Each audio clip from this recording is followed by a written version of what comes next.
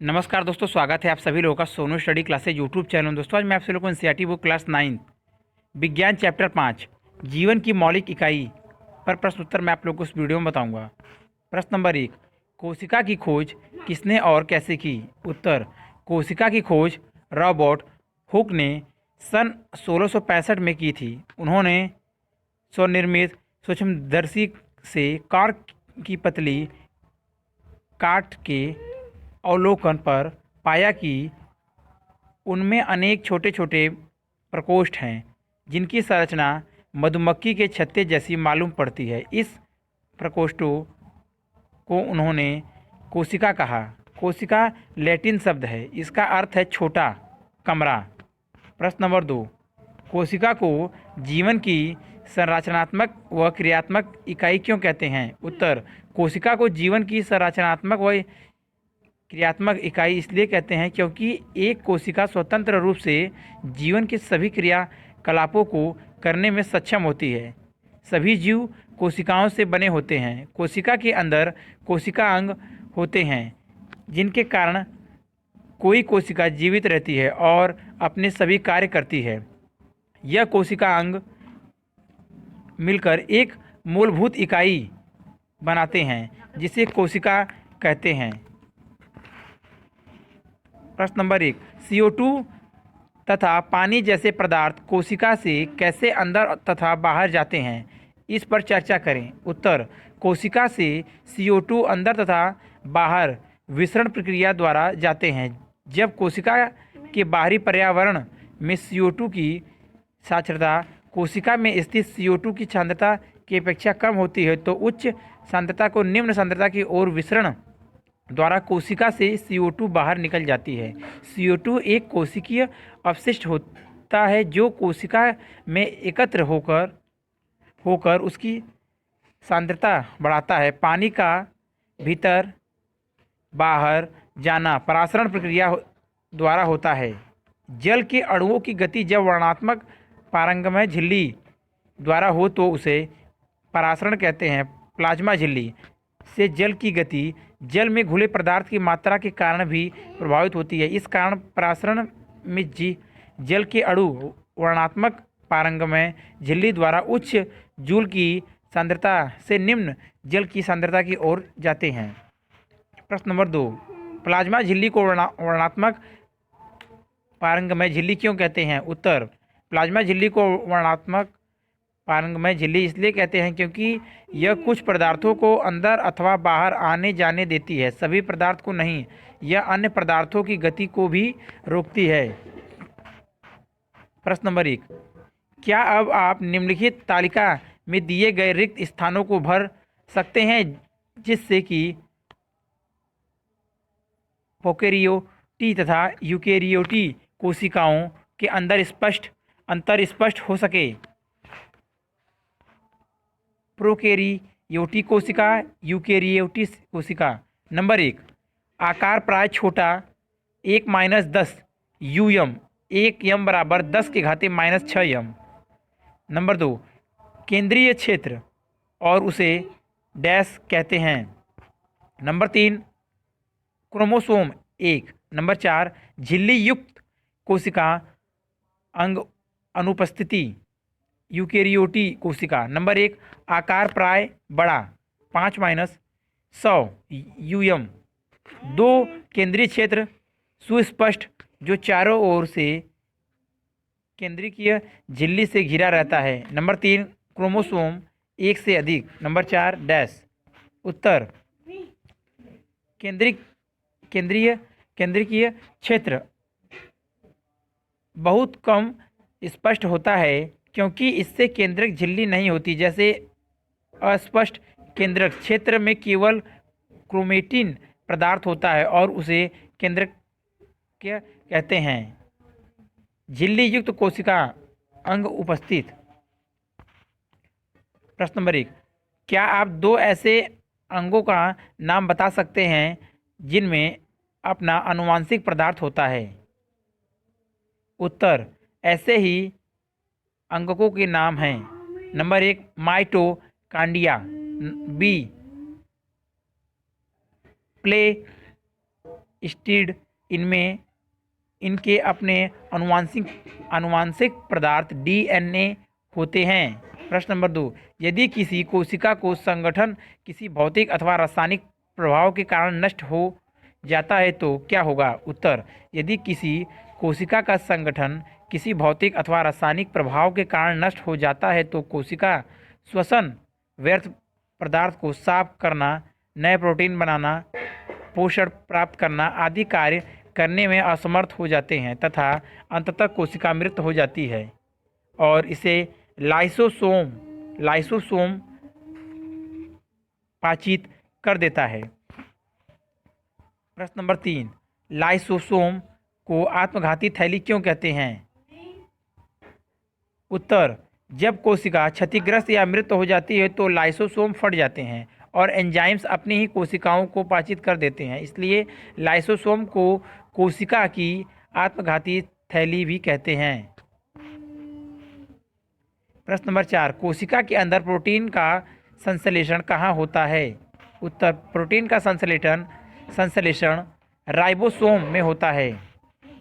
प्रश्न नंबर 1, पादप कोशिकाओं तथा जंतु कोशिकाओं में तुलना करो। उत्तर, पादप कोशिका, जंतु कोशिका। पादप कोशिका नंबर 1, यह प्राय जंतु कोशिका से बड़े आकार की होती है। नंबर 2, इनमें कोशिका भित्ति होती है। नंबर 3, इनमें हरित लवक उपस्थित होते हैं। नंबर 4, इनमें प्लेस्टिड उपस्थित होते हैं। नंबर 5, इनमें सेटोसोम तथा तारक केंद्र अनुपस्थित होते हैं। नंबर 6, इनमें केंद्रक कोशिका भित्ति के बगल में होते हैं। नंबर 7, इनमें रसधानियाँ बहुत बड़ी होती है। नंबर 8, गाल्जी उपकरण अलग अलग इकाइयों डिक्टियोसोम्स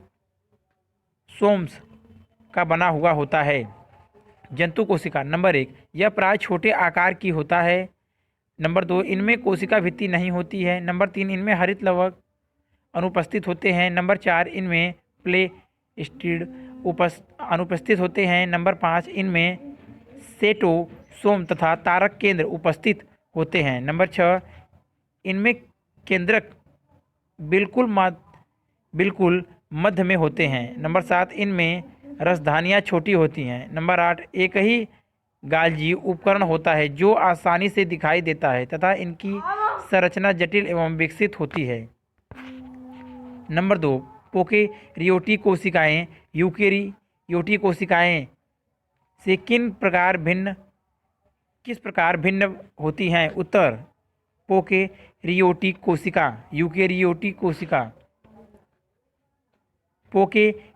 कोशिका नंबर 1, आकार प्राय छोटा, 10 UM, 1 M बराबर 10⁻⁻⁶M। नंबर 2, केंद्रिका अनुपस्थित होता है। नंबर 3, इनमें एक क्रोमोसोम होते हैं। नंबर 4, झिल्ली युक्त कोशिका अंग अनुपस्थित होते हैं। नंबर 5, इनमें केंद्रीय क्षेत्र बहुत कम स्पष्ट होता है क्योंकि इनमें केंद्रक झिल्ली नहीं होती। ऐसे असंतुष्ट केंद्रिक क्षेत्र में केवल क्रोमेटिन पदार्थ होता है जिसे केंद्रकाय कहते हैं। नंबर 6, इनमें कोशिका विभाजन, विखंडन और मुकुलन द्वारा होता है। यूकेरियोटिक कोशिका नंबर 1, आकार प्राय बड़ा, 5 से 100 UM।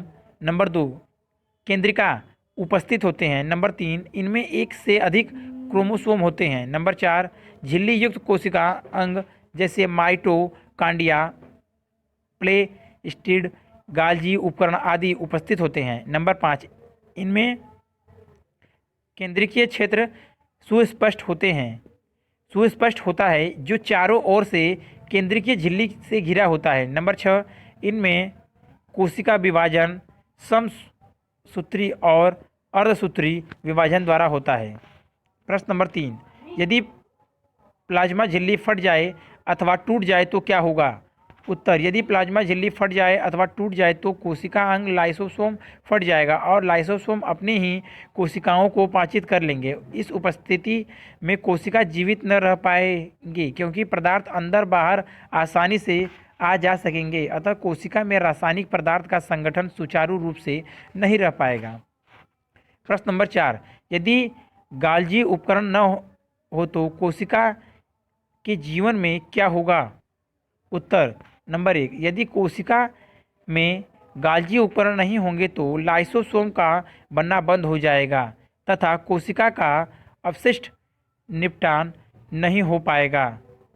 नंबर 2, गाल्जी उपकरण के बिना ईआर में संश्लेषित पदार्थ कोशिका के अंदर तथा बाहर विभिन्न क्षेत्रों में नहीं आ पाएंगे, क्योंकि गाल्जी उपकरण में ये पदार्थ पैक किए जाते हैं और भेजे जाते हैं। नंबर 3, गाल्जी उपकरण के बिना पदार्थ का संचयन, रूपांतरण तथा बंद करना नहीं हो पाएगा। प्रश्न नंबर 5, कोशिका का कौन सा अंगक बिजली घर है और क्यों? उत्तर माइटोकॉन्ड्रिया कोशिका का बिजली घर है, क्योंकि जीवन के लिए आवश्यक विभिन्न रासायनिक क्रियाओं को करने के लिए माइटोकॉन्ड्रिया एटीपी एडिनोसिस ट्राइफॉस्फेट के रूप में ऊर्जा प्रदान करते हैं। एटीपी कोशिका की ऊर्जा है। प्रश्न नंबर 6, कोशिका झिल्ली को बनाने वाले लिपिड तथा प्रोटीन का संश्लेषण कहाँ होता है? उत्तर नंबर 1, लिपिड चिकनी अर्धद्रवी जालिका एसईआर में लिपिड का संश्लेषण होता है। नंबर 2, प्रोटीन खुरदरी अर्धद्रवी जालिका आरईआर पर लगे राइबोसोम में प्रोटीन का संश्लेषण होता है। प्रश्न नंबर 7, अमीबा अपना भोजन कैसे प्राप्त करता है? उत्तर अमीबा अपना भोजन एडोसाइटोसिस प्रक्रिया द्वारा प्राप्त करते हैं। अमीबा की प्लाज्मा झिल्ली या कोशिका झिल्ली लचीली होती है, जिसकी सहायता से यह भोजन के कणों को ग्रहण कर लेता है। जब भोज्य पदार्थ उसके संपर्क में आ जाते हैं तो वह उसे चारों ओर से अपने उत्पाद से घेर लेता है। यह एक प्यालीनुमा रचना होती है जिसे खाद्य रिक्तका या खाद्य रसधानी कहते हैं। पाचन क्रिया एंजाइम के द्वारा खाद्य रसधानी में होती है। पाचित भोजन निकटवर्ती कोशिका द्रव्य द्वारा अवशोषित कर लिए जाते हैं तथा जिनका पाचन नहीं होता वह खाद्य रिक्तिका के माध्यम से बाहर निकल जाते हैं। चित्र में आप देख लीजिए, केंद्रक कूटपाद्र ए, कूटपादों से भोज्य पदार्थ को घेरना। चित्र नंबर 2, बी, कोशिका द्रव्य में भोजन पदार्थ के साथ या खाद्य रसधानी खाद्य कण।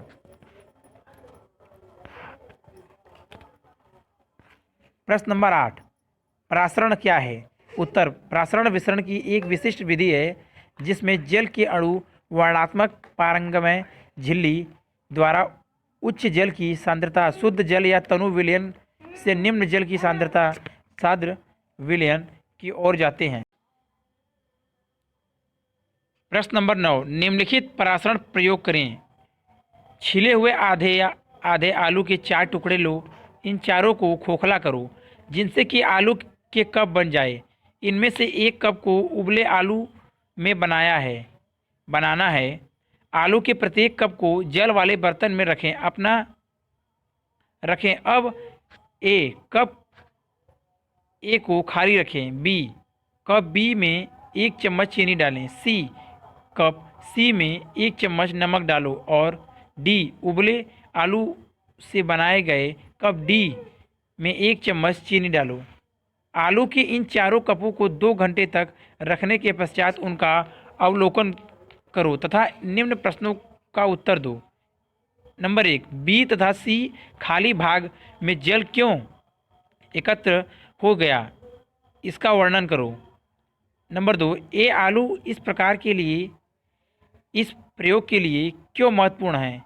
नंबर 3, ए तथा डी आलू के खाली भाग में जल एकत्र क्यों नहीं हुआ, इसका वर्णन करो। उत्तर चित्र आप देख लीजिए, चित्र 5.12। ए, बी चीनी, सी नमक, डी चीनी, उबले हुए आलू से बना कप। नंबर 1, परासरण के कारण बी और सी कप में जल एकत्रित हो जाता है क्योंकि कच्चे आलू से बने 2 कप वर्णात्मक पारंगमय झिल्ली का कार्य करते हैं और जल परासरण विधि से खोखले आलुओं के भीतर चला जाता है। यह एक अल्प परासरण दावी विलयन तथा आलू के कपों के अंदर जाने वाले जल की मात्रा उससे बाहर आने वाले जल की मात्रा से अधिक होगी, परंतु जब कुछ समय बाद इसमें चीनी और नमक डाला जाता है तो पुनः जल आलू के कप के भीतर चला जाता है। ऐसा बहिःपरासरण के कारण होता है। नंबर 2, आलू एक नियंत्रण का कार्य करता है तथा यह एक मानक स्थिति है जिससे स्थिति बी, सी तथा सी डी की तुलना की जाती है। इसमें यह इंगित होता है कि आलू कप में जल की गति केवल अंदर से खाली होने पर नहीं हो सकती। नंबर 3, आलू कप ए में जल एकत्रित नहीं हुआ क्योंकि आलू के अंदर तथा 41 जल की सांद्रता में कोई अंतर नहीं था, अतः यह एक समपरासरण की स्थिति थी। परासरण के लिए सांद्रता में अंतर होना आवश्यक होता है। डी, कप डी उबले आलू का था जिसमें 1 चम्मच चीनी थी। उबला होने के कारण वह वर्णनात्मक पारंगमय झिल्ली का कार्य नहीं करेगा, जिसके कारण आलू कप डी से जल में कोई शुद्ध गति नहीं हो सकी क्योंकि उबले हुए आलू की कोशिका मृत हो जाती है तथा इसकी झिल्ली की पारंगमता खत्म हो जाती है। अगर वीडियो अच्छी लगी तो वीडियो को लाइक करें, शेयर करें, कमेंट करें और नेक्स्ट वीडियो के लिए चैनल को सब्सक्राइब जरूर करें। Thank you for watching.